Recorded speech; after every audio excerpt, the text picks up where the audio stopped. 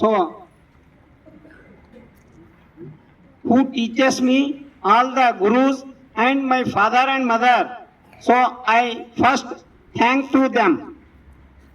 So ಎಲ್ಲ ಗುರುಗಳಿಗೆ, ಜಗತ್ತಿನಲ್ಲಿರ್ತಕ್ಕಂಥ ಎಲ್ಲ ಗುರುಗಳಿಗೆ, ದಾರ್ಶನಿಕರಿಗೆ ನಾನು ಸಾಷ್ಟಾಂಗ ನಮಸ್ಕಾರಗಳು ನನ್ನ ಆ ಗುರುಗಳಿಗೆ.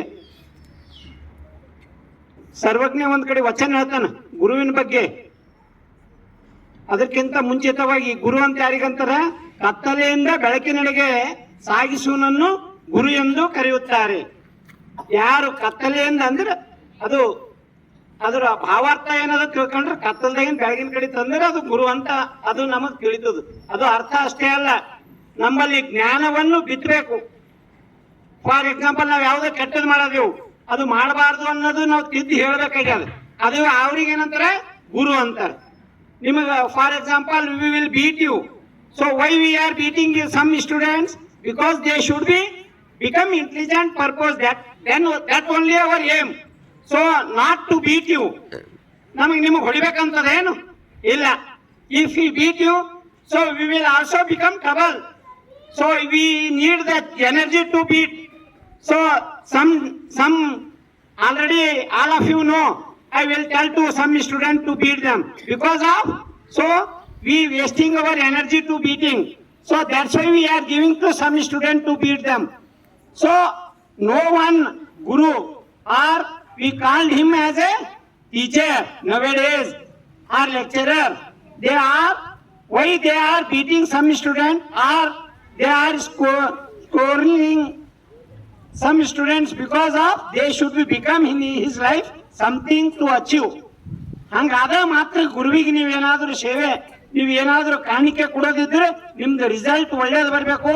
ನೀವು ಏನಾಗಿರ್ಬೇಕು ಅಂದ್ರೆ ಸಂಸ್ಕಾರವಂತರಾಗಿರ್ಬೇಕು.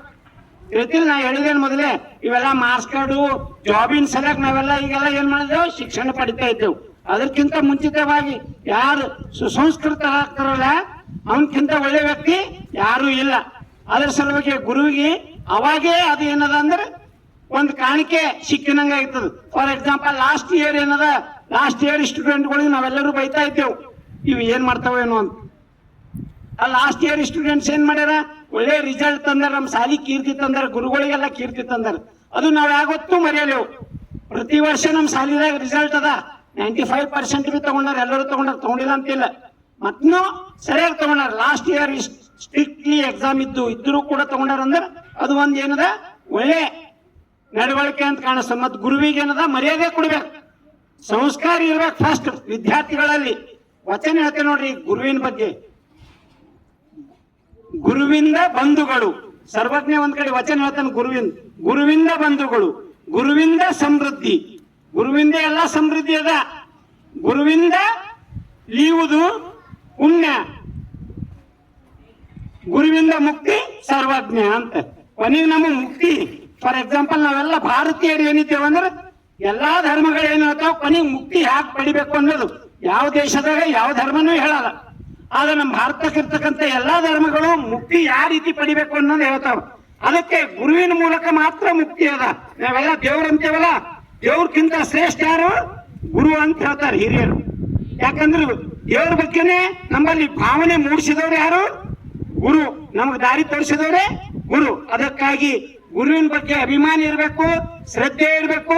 ಗುರುವಿನ ಬಗ್ಗೆ ಚಾಚು ತಪ್ಪದೆ ಪಾಲಿಸ್ತಕ್ಕಂತ ನಿಮ್ಮಲ್ಲಿ ಏನಿರ್ಬೇಕು? ಗುಣ ಇರ್ಬೇಕು. ಆ ಗುಣ ನೀವೆಲ್ಲರೂ ಬೆಳೆಸ್ಕೊಳ್ಬೇಕು. ಯಾವಾಗೂ ಗುರು ಯಾವ ವಿದ್ಯಾರ್ಥಿಗೂ ಕೆಟ್ಟದನ್ನು ಬಯಸುವುದಿಲ್ಲ. ಹೇಳ್ತಿಲ್ಲ, no one teacher should be, some student should be become bad. They will not think like that. So all students should be become intelligent. They will think like that only. That's why.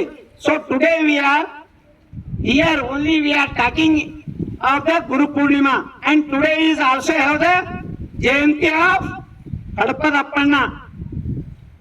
Kadapadappana 12ನೇ ಶತಮಾನದಾಗ.